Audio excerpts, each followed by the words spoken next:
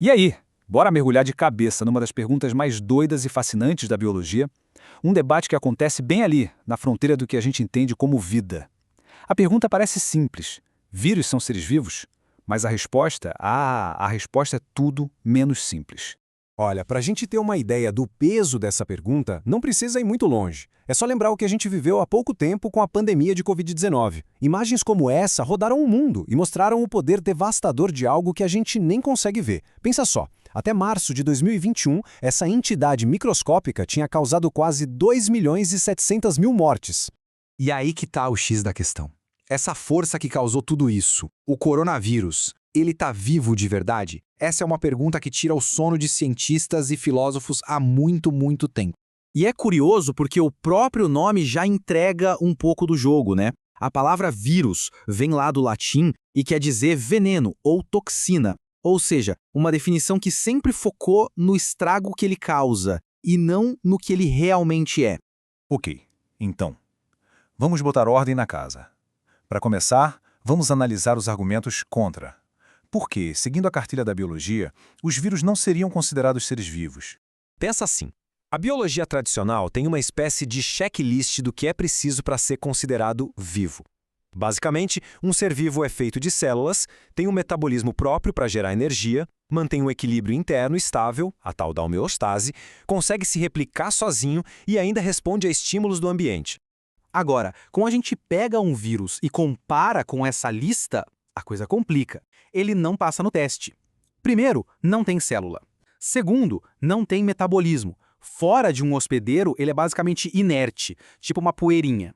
E o mais importante, ele não consegue se reproduzir sozinho. Precisa sequestrar a maquinaria de uma célula para fazer cópias. Então, olhando por esse lado, parece que o caso está encerrado, né? Bate o martelo, vírus não é vivo. É só um aglomerado complexo de moléculas, certo?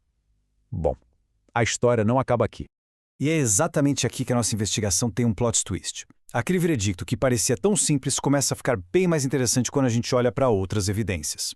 O ponto de virada é este. Tem um monte de pesquisador que bate o pé e diz que sim, os vírus deveriam ser considerados uma forma de vida. E o motivo se baseia em duas coisas fundamentais. Eles têm material genético e, talvez o mais impressionante, eles evoluem.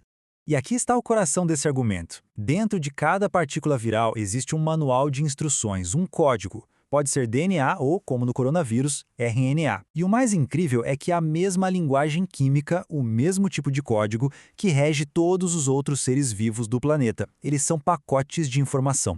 Então, vamos juntar as peças do caso pró-vida. Eles têm material genético. Eles se multiplicam, mesmo que precisem de um hospedeiro para isso.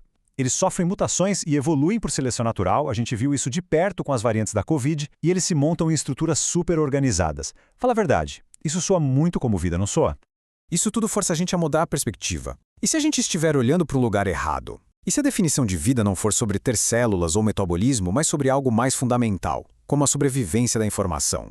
Para explorar essa ideia, vamos pegar um conceito do biólogo Richard Dawkins, o replicador. Um replicador é basicamente qualquer coisa no universo que consegue fazer cópias de si mesma. Para o Dawkins, a verdadeira estrela da evolução não é o organismo, é o gene. É a informação que tem um único desejo: ser copiada. E nessa visão, os corpos, seja o nosso, o de uma bactéria ou até mesmo a cápsula de um vírus, são só máquinas de sobrevivência. São como veículos que os genes constroem para se protegerem e se espalharem com mais eficiência. O objetivo final é sempre a perpetuação da informação genética. E aí veio o filósofo David Hull e completou essa ideia com o conceito de interagente. Se o replicador é a informação, o interagente é o veículo, a máquina que carrega essa informação e interage com o mundo. É ele que sofre as pressões da seleção natural. A vida, então, seria essa dança constante entre a informação e o seu veículo. E isso leva a gente para uma pergunta que pode mudar tudo. Se o que realmente importa na evolução é a informação se replicando, será que faz tanta diferença assim qual é o tipo de máquina que a carrega? Se é uma célula supercomplexa ou uma simples partícula viral? Então, depois de tudo isso, qual é a resposta final? A verdade é que a gente chega a uma conclusão inconclusiva. E quer saber? Essa é a parte mais fascinante de toda essa história. O fato é que não existe um consenso na comunidade científica. O debate sobre os vírus é tão filosófico quanto o biológico, porque no fundo ele nos obriga a questionar a nossa própria definição do que significa estar vivo. E essa incerteza não é só da galera da ciência, viu? Uma enquete do ICTQ mostrou que o público geral também está dividido. Quase 70% das pessoas acham que vírus são organismos vivos simples. Enquanto isso, quase 30% veem eles como meros compostos químicos. A confusão é geral. E para complicar ainda mais, vírus não é uma coisa só. A diversidade deles é absurda. Tem desde o coronavírus até estruturas que parecem naves espaciais em miniatura, como os bacteriófagos, que caçam bactérias. Eles desafiam qualquer tentativa de colocar tudo numa caixa só. No final das contas, os vírus existem nessa fronteira nebulosa, nessa zona cinzenta entre o vivo e o não vivo. E talvez o maior valor deles não seja se encaixar nas nossas definições, mas sim nos forçar a repensar as fronteiras e as próprias bases da biologia. Então, a pergunta que fica não é mais os vírus estão vivos.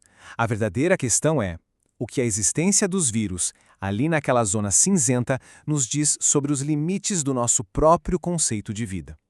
Fica aí a reflexão.